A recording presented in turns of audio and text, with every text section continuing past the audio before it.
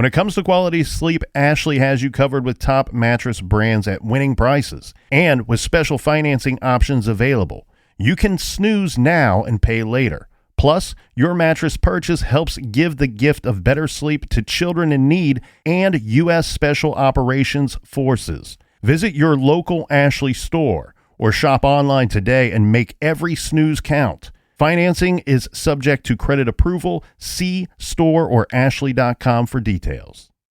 Rosetta Stone is the language learning program with a lasting impact. I've been using their app to learn French, and it's not just about memorizing words, but actually having real conversations. And it's not just French. They offer 25 languages. Right now, Rosetta Stone has an awesome holiday deal, 50% off their lifetime membership. Every language, unlimited access forever. For anyone keen on diving deep into a new language, check out rosettastone.com. It's a game changer.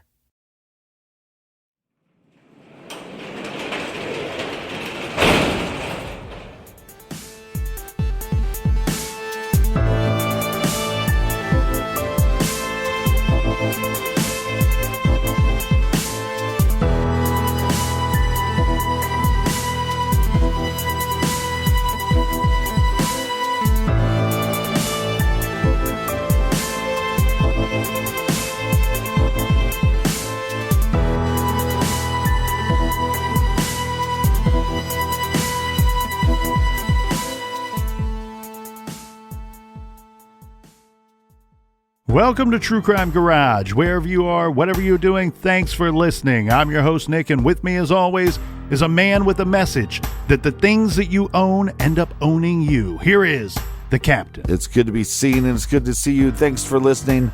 Thanks for telling a friend.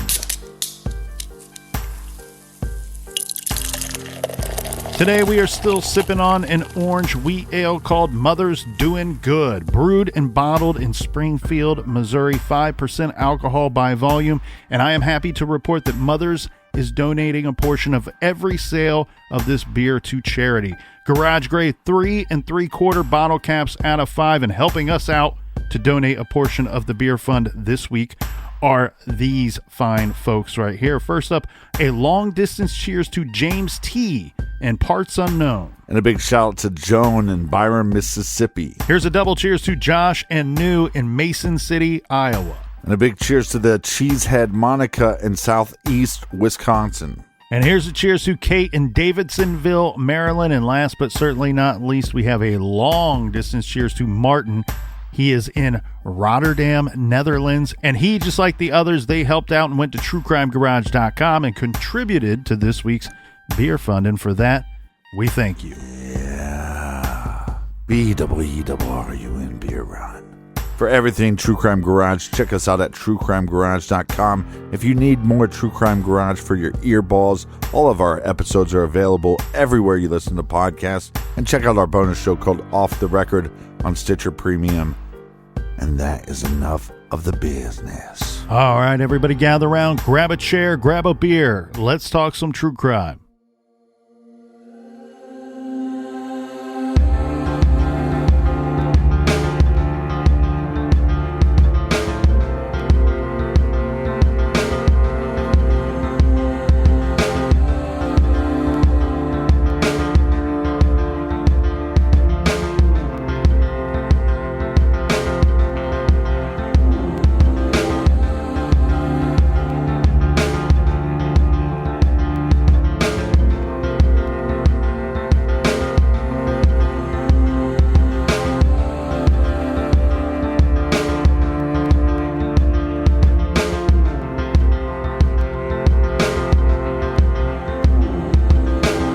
The Missouri State Highway Patrol serves as the coordinating law enforcement agency in Missouri to alert the public of missing or abducted children.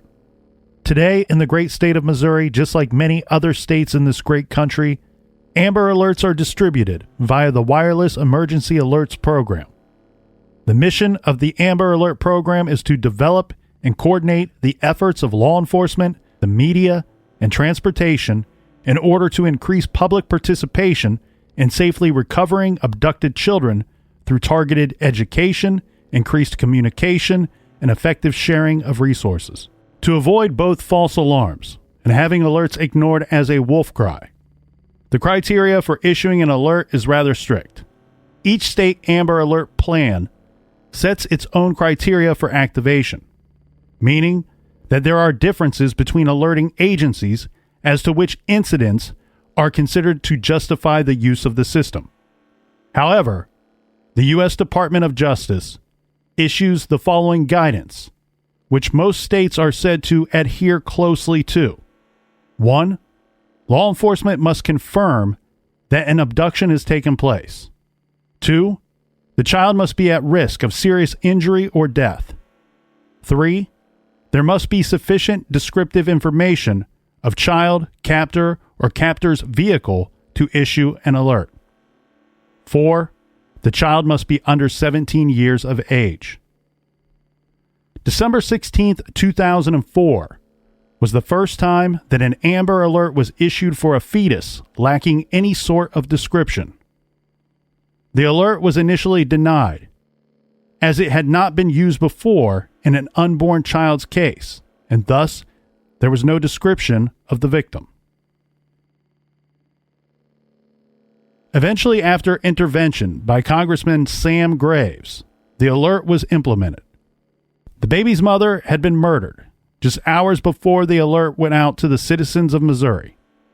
And immediately people wondered, who could do something like that? John Rayburn is the director of the Infant Response Team for the National Center for Missing and Exploited Children and researches infant and fetal abductions. Rayburn and other researchers have interviewed convicted abductors, much like how the FBI interviews serial killers to learn more. He said that most abductors fit a fairly specific profile. They're in a rocky relationship and think a baby can save it. They're having fertility problems. They are overweight, as it is easier to get people to believe they are pregnant. They have a history of deceit. They carefully research and plan the crime. And according to Rayburn, they usually share another surprising quality. The vast majority of these women have had one or more babies of their own. Infant abductions are rare. The National Center for Missing and Exploited Children reports as of December 2020 that there have been 327 infant abductions over the past 55 years in the United States. As rare as infant abductions are, fetal abductions are even more so. There appears to have been 25 of them in the last 40 years, most in the United States. Most fetal abductors surveil numerous targets before striking.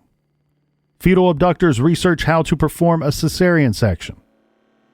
Rayburn said all of the fetal abductors he has studied have little regard for the real mothers, but they never intentionally hurt the infants. He explained the psychology of the women when they first pick up the infant. Quote, "It's almost like an instant birth for that perpetrator." This is True Crime Garage.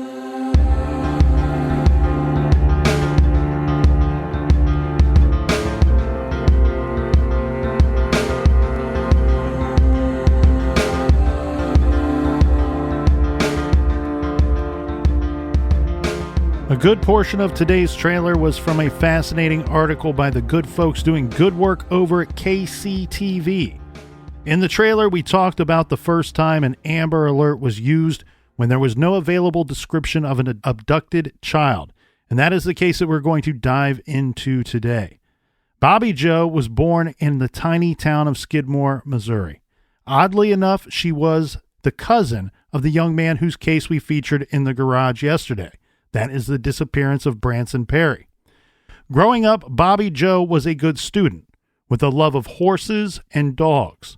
She was quiet and kind. Bobbie Jo graduated from Nordaway Holt High School in 2000, a year after her cousin Branson. And a couple of years later, Bobbie Jo married Zeb Stinnett. And a little over a year later, she was pregnant, and Zeb and Bobbie Jo are expecting their first baby. On Thursday, December 16th, 2004, Bobbie Jo, just 12 days ago, celebrated her 23rd birthday. She is 8 months pregnant at this time. The young couple lived in a modest, whitewashed clapboard house. They both worked at a Kawasaki factory. But on this day, Zeb Stinnett was at work, and Bobbie Jo was at home. The Stinnetts raised and sold rat terrier puppies. They also traveled to dog shows and showed their dogs at some of these events. Most of the sales were generated through their website, happyhavenfarms.com. At 3:38 p.m. on December 16th, a 911 call came in. Nottoway County 911, what is your emergency? A Nottoway County dispatcher said. On the other end of the phone line, it's Becky Harper. This is Bobbie Jo's mother. She is now at Zeb and Bobbie Jo's home. Becky is screaming uncontrollably. Becky Harper found her daughter's bloody, lifeless body in the back bedroom of the home. This room was used to hold puppy kennels. Becky cried into the phone. She told the dispatcher that Bobbie Jo was lying on the floor and there's blood everywhere. The dispatcher asked her what happened. Becky replied, quote, "She was pregnant and it's like her guts have exploded or something." Very quickly, medics and police were on the scene. Paramedics tried to revive Bobbie, but there was way too much blood. And when you have that much blood, you have very little hope, as often it is already too late. Unfortunately, doctors pronounced her dead at 4:27 p.m. And what a horrific sight this has to be. Absolutely horrific. Walking into this, finding your daughter in this manner, and not really fully being able to grasp what had actually happened. Right. She's got to be in total shock. Now, investigators, Captain, were able to conclude the following fairly quickly. It appeared to investigators that Bobbie Jo was attacked inside her home. They found 0 indicators of forced entry into the home. The victim was strangled from behind. Someone had made a lateral cut across her abdomen and removed the fetus. They also concluded that the baby was likely alive, but could be suffering by being born so violently and not helping this horrific situation. Keep in mind, she's only been pregnant for 8 months, so we are 1 month early. Well, and because of the wounds, law enforcement can, deduce a possible motive. Yes, that's correct. And again, our victim, she was attacked and strangled from behind, but not without putting up one hell of a fight, God bless her. And there were obvious signs of this at the scene. First, there was blood on the bottom of Bobbie Jo's feet. This means that at some point during the struggle, she stood in her own blood. Right. The child would have been cut from her while she was lying down on her back. The only blood is coming from her stomach area. What this shows us is that she was strangled, choked out, but not dead. Her killer likely thinking that she may have been dead. But she came to while the killer was in the process of taking the baby from her body. Wow. She got up back on her feet, standing in her own blood, where before she was fighting for her own life at one point. Now she's fighting for her baby. Well, it's like old man strength. For some reason, mothers just have that incredible mother strength. Yeah, there was further evidence, too, that she fought her attacker, attempted to fight off the attacker. In fact, she was found gripping strands of blonde hair in both hands when her mother discovered her inside her home. Nottoway County Sheriff Ben Espy was the first emergency responder on the scene from a law enforcement perspective and was notified that the child's umbilical cord was cut, prompting him to immediately get the help of outside agencies, this including the FBI. They're going to join in on the search for this child who's never been seen by anybody. Right. Sheriff Espy told reporters, quote, "What we are looking at is more likely..." This story so far sounds like something that you would see in a movie or on Law and Order episode. It doesn't seem quite real. Not at all. Sheriff Espy told reporters, quote, "What we are looking at is more than likely our victim has been strangled and was probably deceased when the child was removed from the womb. Evidence would show the baby was probably wrapped up and taken out of the home." Now, Becky Harper, remember she's Bobbie Jo's mother, Right. would later say that she was on the phone with Bobbie Jo earlier that day. Mm-hmm. And that Bobbie was expecting someone to come look at her dogs. This about 2:30 p.m. She told her mother on the phone, "Oh, they're here. I've got to go." Remember, Becky found Bobbie Jo, and the 911 call came in, Captain, at 3:38 p.m. Becky walked to the home after Bobbie Jo failed to come to her house to pick her up at a scheduled time. So if the statement that Becky is giving to investigators is correct, Bobbie Jo was attacked and killed and baby abducted between approximately 12:30 p.m. and 3:30 p.m. That's quite a nice carved out little window for investigators to work with. And her husband is at work at this time? Zeb Stinnett is working at the Kawasaki factory during the entirety of this day.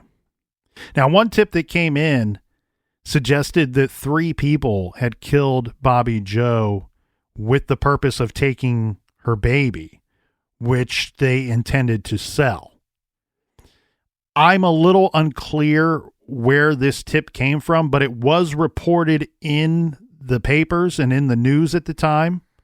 This story very quickly became very big news, and the law enforcement agencies that were working the case, one, the Nottoway County Sheriff's Office with Sheriff Espy, and the FBI, and some other agencies, particularly in the state of Missouri, were working very fast on this case and working together.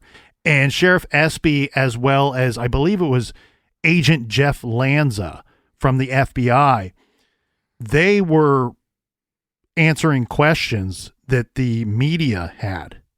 Again, very big news very early on in this investigation. Well, yeah, because we have 2 victims. One victim is deceased, and one victim's still out there, possibly alive. So you got to work this case completely different than most other murder cases. And Sheriff Espy and the FBI agent were asked directly about this tip that suggested that 3 people had killed Bobbie Jo and took the baby with the intention to sell, to which Sheriff Espy responded and told the reporters this lead was possibly going to go up in smoke. He said the third party has misled us. So this lead may have sounded promising to the local scuttlebutt and to reporters, but to law enforcement, I'm sure they were able to quickly set this tip aside. Scuttlebutt's a good word. I don't know if that's because they were able to discredit the person or the information where the tip came from, or if it was simply that they had very much more stronger leads and evidence pointing them in a completely different direction. And this they found almost immediately in this case, Captain. Well, it almost sounds from law enforcement's perspective that this tip is maybe to even throw us off any other tips. Yes, or simply could be somebody wanting to get involved in the investigation because it is now a media circus. Right. Another one of the early leads in this investigation came from a neighbor. This was one of the neighbors of the Stinnetts that reported seeing a red 2-door hatchback car that was parked in the driveway of the Stinnetts' home at 430 West Elm Street sometime between the hours of 12:30 and 2:30 p.m. This on the day in question. This was reported as a battered red 2-door car with a hatchback at least 10 years old, maybe even older. Now, I like this red car tip. Now, you take that from what we know to be true to the time frame, right? Let's go back to Bobbie's mother's story. Mm-hmm. that she's on the phone with Bobbie Jo, and around 2:30ish, Bobbie Jo says, "Oh, someone's coming. Oh, here they are. I've got to go." And now, an hour later, Becky Harper is in her daughter's home, finds her daughter dead. So now you have to wonder, Captain. And these individuals are coming supposedly to look at dogs. According to Bobbie Jo, yes. So now you have to wonder, is this red car either directly related to the murder, or at the very least, can the red car fill out a little more of our timeline and maybe even offer some additional information? Maybe even they witnessed something of importance. So we've got this 1 hour that we're really working with, that we're concerned about. And we also have this red car. We need to figure out who was driving that red car. And also, do we have any eyewitnesses seeing one individual or multiple individuals in this vehicle? From my understanding, there's a possibility that this eyewitness saw someone or some kind of activity going on in the back of the vehicle. It's a little unclear what it was that they thought they were seeing or how it's directly related. But I think what's important here is that description of the vehicle itself. But the other thing that's nice for law enforcement is this is a small town. And like we said yesterday, I don't even know if you can call it a town. So somebody noticing this vehicle, it probably wouldn't take too many degrees of Kevin Bacon to figure out who this car belongs to. That's very interesting that you say that, because I think that, and also the reverse of that, is this a vehicle that you recognize to be owned by anybody that you know from here? You know, we're not talking about thousands, 50,000, 60,000 vehicles in this general area. There's about under 300 people living in this town.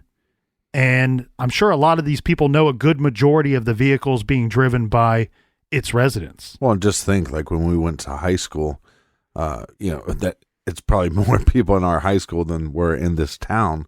But if a crime was committed and the police officers were asking us, well, have you ever noticed this car before? Mm-hmm. We probably, again, maybe only noticed it a couple times, but again, we could probably figure out who that car is connected to, or, well, I don't know the individual's name, but they're friends with so-and-so. Or rattle off a few people that have vehicles matching that general description. Right. Well, Captain, you mentioned a data dump on yesterday's episode. So that's interesting because it is important to this case here today, because police are armed with the information that someone may have been coming to look at some dogs or purchase a dog that day from Bobbie Jo Stinnett. Yeah, or that being their ruse to get inside the house to attack her. And as we said earlier, the majority of the sales of those rat terriers that they raised came from their website, from Bobbie Jo and Zeb's website, the happyhavenfarms.com website. Tracking that website and tracking their phone logs, were they able to get another suspect? Yeah, what they were doing was they were trying to find a good lead here based off of this general information. And everything on the computer, all that information that they found on Bobbie Jo's computer told investigators that she had made arrangements to meet with someone named Darlene Fisher. Mm-hmm. And this was for the purpose of a possible sale of a puppy. This at that time period on the day of her murder. Well, who the hell is Darlene? That's a good question. So with several agencies working diligently together, this whole thing is super amplified. This is your regular homicide investigation on steroids, maxed out, because you are not only looking to solve someone's murder, and we know how things, the faster you can get the good leads, the faster you can secure good evidence, the better your case will be, the better your investigation will be. It's not just about solving this woman's murder. there was a child that was ripped from her body. Yeah, it's about saving that baby's life. Right. It's not just a kidnapped child. This child could be in danger simply because of how it was born and because how early it was born. There's all kinds of complications here.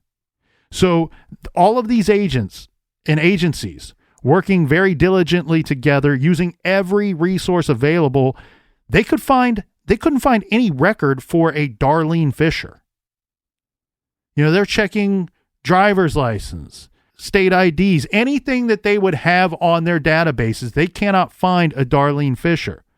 And they couldn't find anyone who even knew who she would be.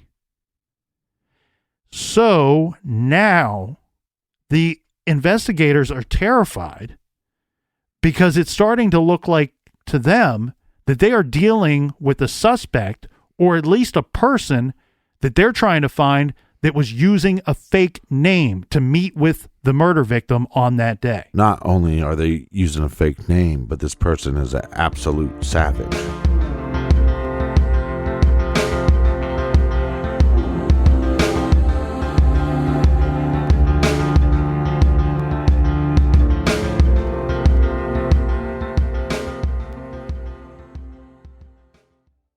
This show is sponsored by BetterHelp. Do you look forward to the holidays? Maybe you struggle with seasonal blues. This time of year can be a lot, and it's natural to feel some sadness or even anxiety about it. But adding something new and positive to your life can counteract some of those feelings. Therapy can be a bright spot, something to look forward to make you feel grounded, and to give you the tools to manage everything going on. If you're thinking of starting therapy, give BetterHelp a try. It's entirely online, designed to be convenient, flexible, and suited to your schedule. Just fill out a brief questionnaire to get matched with a licensed therapist and switch therapists at any time for no additional charge. Find your bright spot this season with BetterHelp. Visit BetterHelp.com/garage today to get 10% off your first month. That's BetterHelp, HELP.com/garage. Rosetta Stone is the language learning program with a lasting impact. I've been using their app to learn French, and it's not just about memorizing words, but actually having real conversations. And it's not just French. They offer 25 languages. Right now, Rosetta Stone has an awesome holiday deal, 50% off their lifetime membership. Every language, unlimited access forever. For anyone keen on diving deep into a new language, check out rosettastone.com. It's a game changer. You can live out your MasterChef dreams when you find a professional on Angie to tackle your dream kitchen remodel. Connect with skilled professionals to get all your home projects done well. Visit Angie.com. You can do this when you Angie that.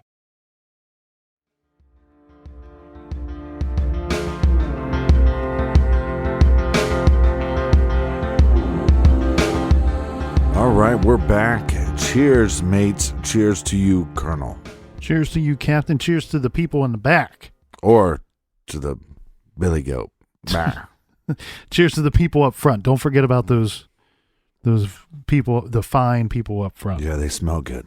So, Captain, while we have this all going on, again, all of these agencies working together, I do want to take a quick step aside from the investigation and throw a little shout out here. This Sheriff Espy, I'm a big fan of him. And I know that it's really a reflection on more modern day investigative efforts in law enforcement agencies and how they conduct themselves. But one thing that I noticed in several of this sheriff's investigations, and this one in particular, is that he is quick to identify a situation and go, all right, this is of a certain magnitude. Let's tap every resource available and tap every other agency available to us and get all parties involved, and let's just get it done and get it done right. He doesn't let ego stand in the way of asking for help, getting others involved. Right, and especially a case that is so serious as this one. So while all of this is going on, while we have individuals trying to figure out who Darlene Fisher is or who could be using that fake name of Darlene Fisher, at the same time, we have Sheriff Espy, who is attempting to use one of those resources, that being the Missouri State Amber Alert System. He is notifying the proper channels, which I believe would be the State Highway Patrol, according to the information that we covered in the trailer today, saying, hey, look, we need to send out an Amber Alert. Well, what does the victim look like? We don't know. What does the abductor look like? We don't know. What can you tell us? He's basically saying we don't have any information other than the very simple fact that we know that a fetus was abducted and somebody made off with that baby. And roughly or possibly the suspect's car. Right. So he gets a no on his request. They're like, yeah, that doesn't fit the criteria for our state's Amber Alert system. Mm-hmm. Well, SB doesn't like this answer, and he's not the kind of guy that just takes no for an answer when he knows that he needs help. And as you pointed out, Captain, this is a horribly tragic, savage crime.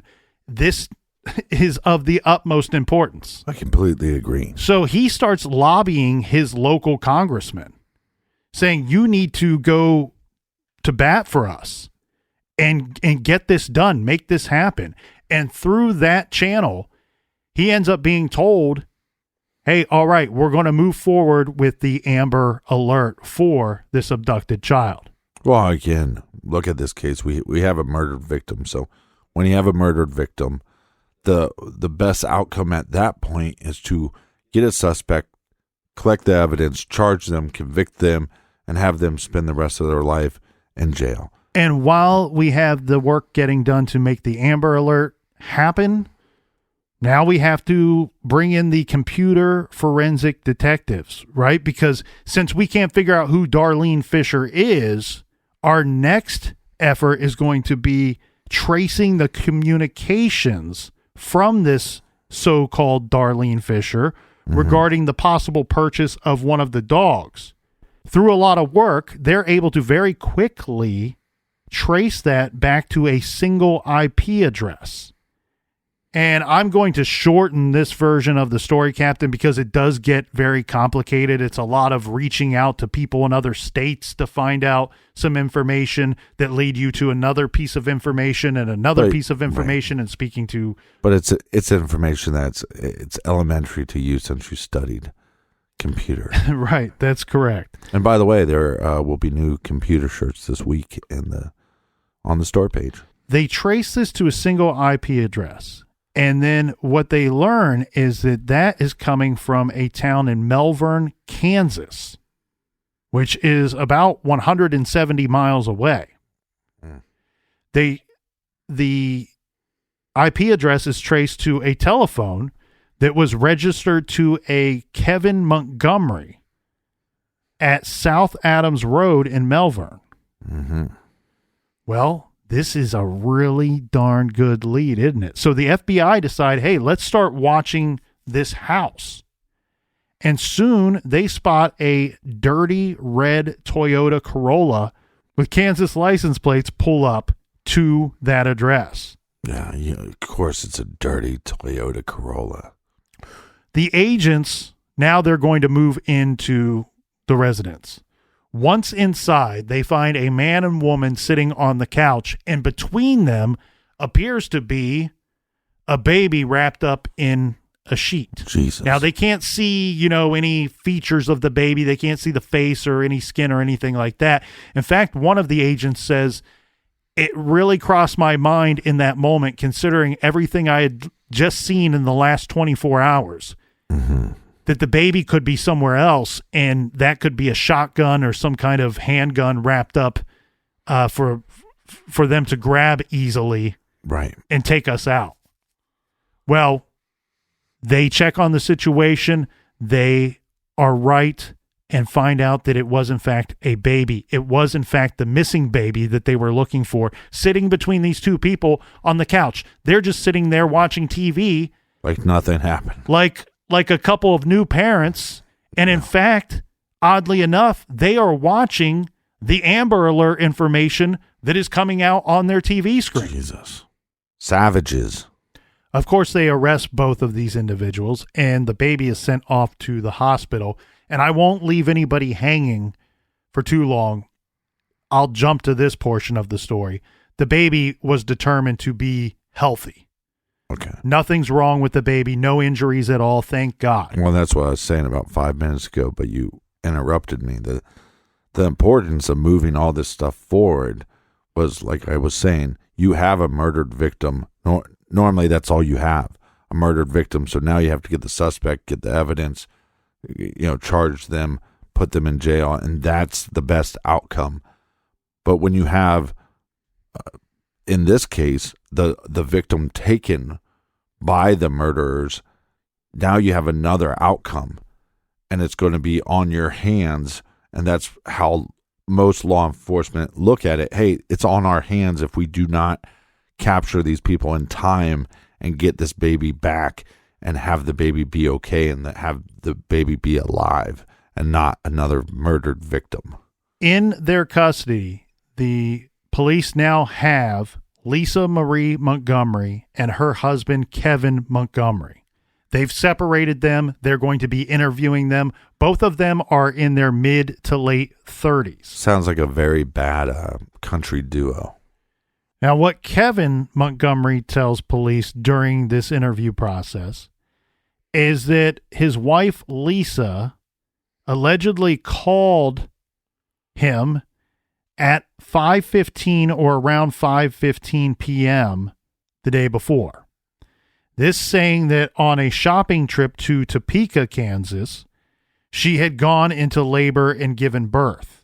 He said that his wife told him she had delivered the infant earlier in the day at a nearby birthing center, and she asked him to pick her and the baby up at a fast food restaurant. This was in the parking lot of a Long John Silver's in Topeka, Kansas.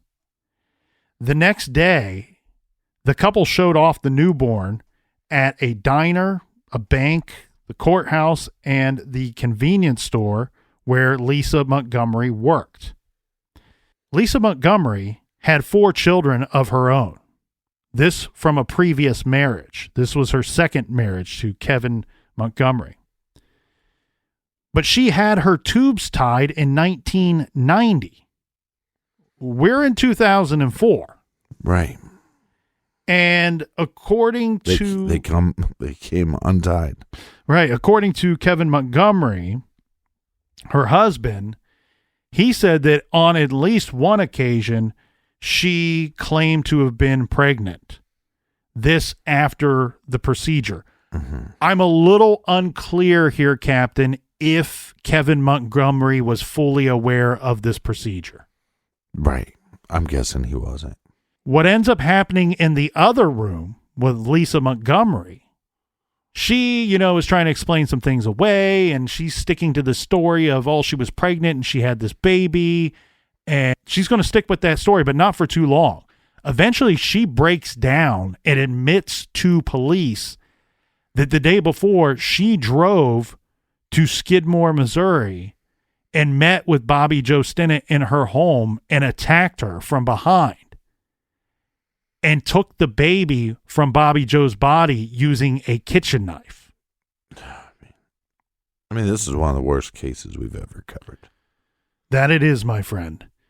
And she apparently drove to this Long John Silver's restaurant in Topeka, Kansas, and then called her husband saying, "Hey, I just gave birth to our kid.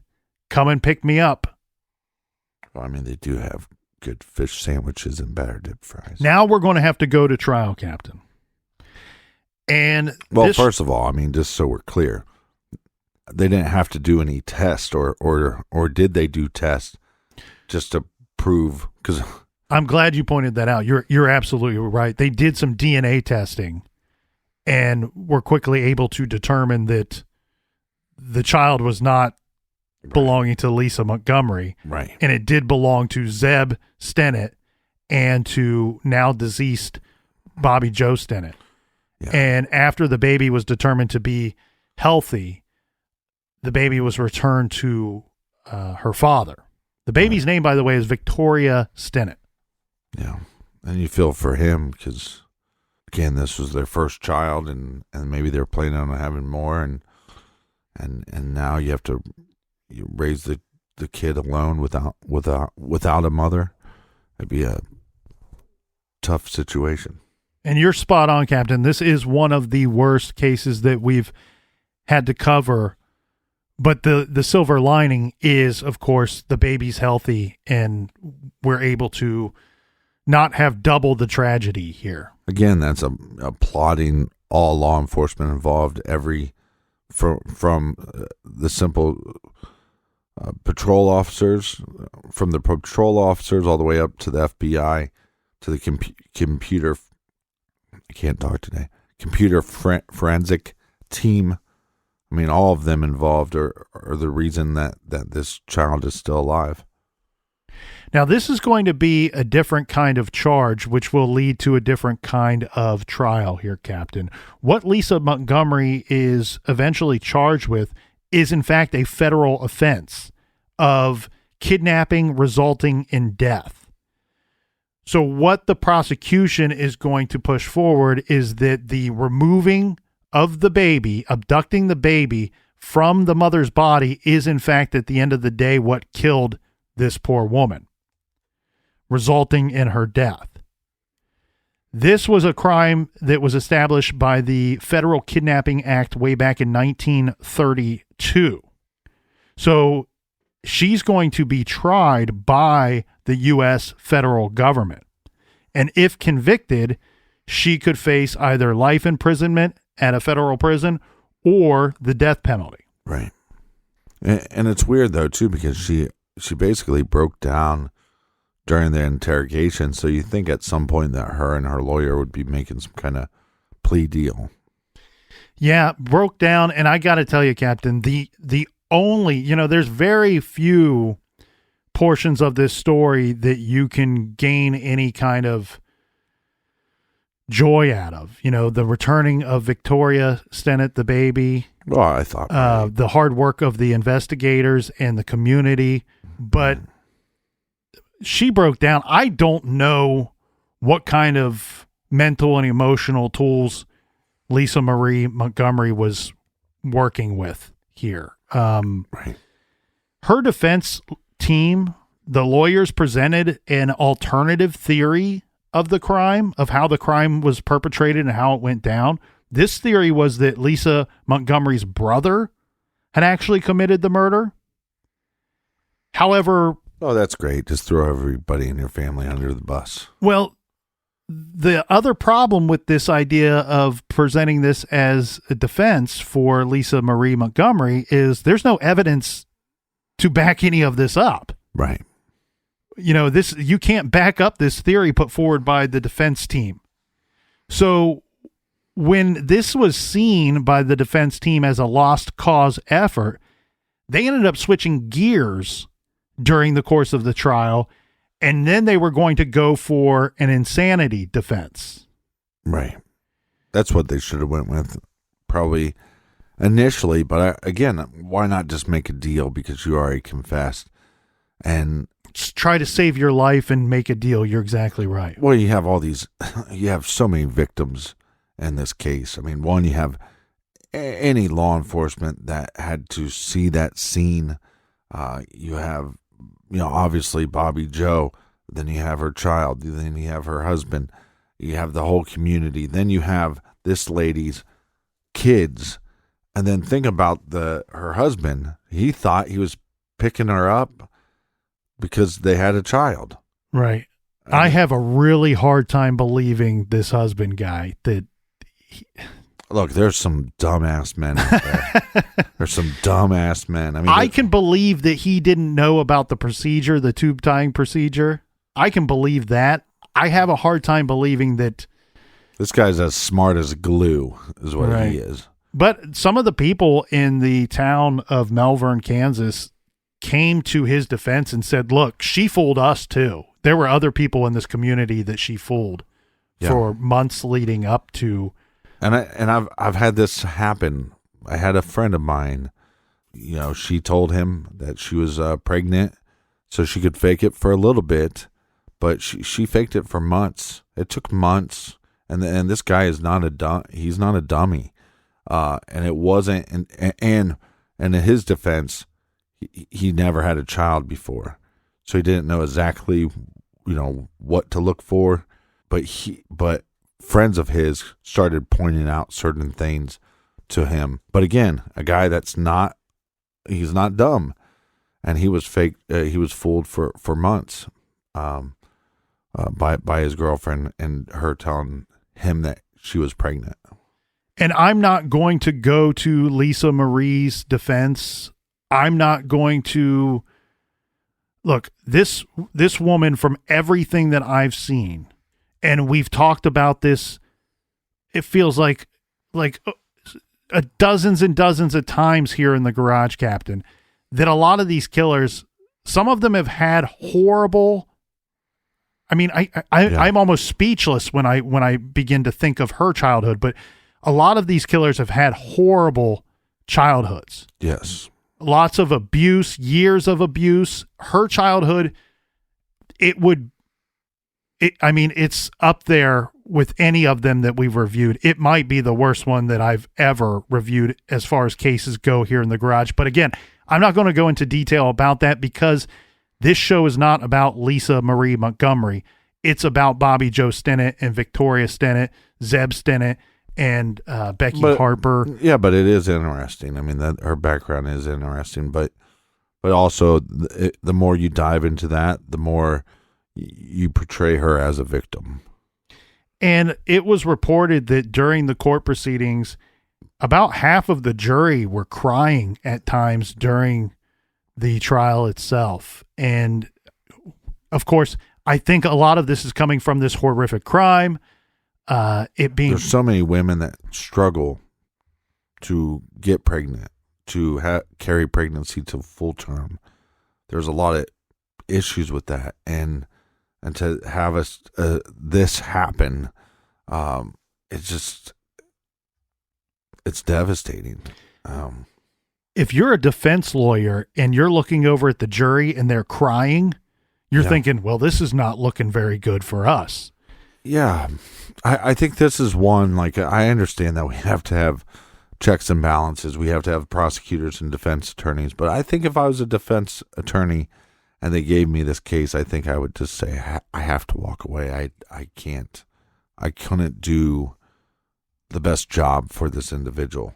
Or maybe I could, because again, like I said from the beginning, you broke down, you already talked to law enforcement. Why not make a deal? Right. And I think you're spot on there, my friend, because remember when we reviewed John Wayne Gacy's case, his attorney, his defense team, I thought they were incredibly intelligent, and their view was, look, the best thing we can do for this man is prevent him from getting the death penalty. Right. We're not stopping him from going to prison. This guy's a monster. Well, yeah, he's a monster, just like this lady's a monster, but there's so much evidence there. Right. We're not going to be able to beat that. We're not going to get you to walk out of here. There's a lot of people that are against the death penalty. And so maybe Bobbie Jo's family would be against that. And so justice would happen quicker, and you could resolve this quicker, and you could also save a life. On October 22nd, 2007, this just after 5 hours of deliberation, the jury found Lisa Marie Montgomery guilty, rejecting the defense claim that the defendant was delusional. 4 days later, the jury recommended the death sentence, and the judge, Gary Fenner, agreed with that recommendation and formally sentenced Lisa Montgomery to death. Lisa Montgomery was executed by lethal injection on January 13th of 2021 at the United States Penitentiary in Terre Haute, Indiana. When asked if she had any last words, she simply replied, no. She was pronounced dead at 1:31 a.m.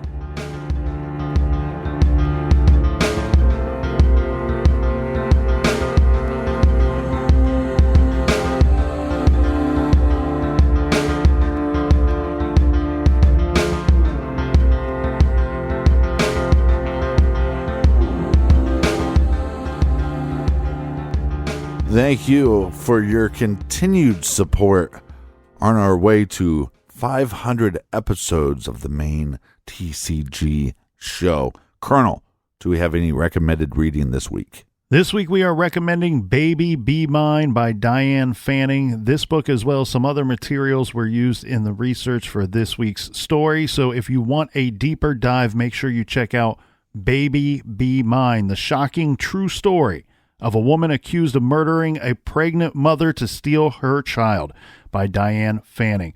Find that great title and several other garage recommendations at truecrimegarage.com. And until next week, be good, be kind, and don't live.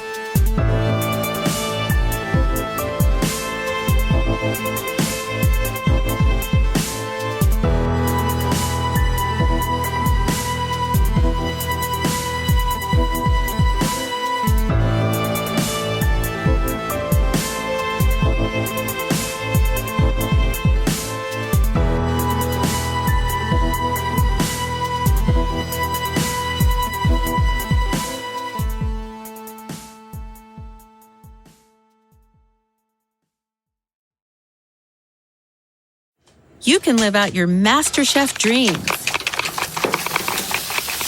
when you find a professional on Angie to tackle your dream kitchen remodel. Connect with skilled professionals to get all your home projects done well. Inside to outside, repairs to renovations. Get started on the Angie app or visit Angie.com today. You can do this when you Angie that.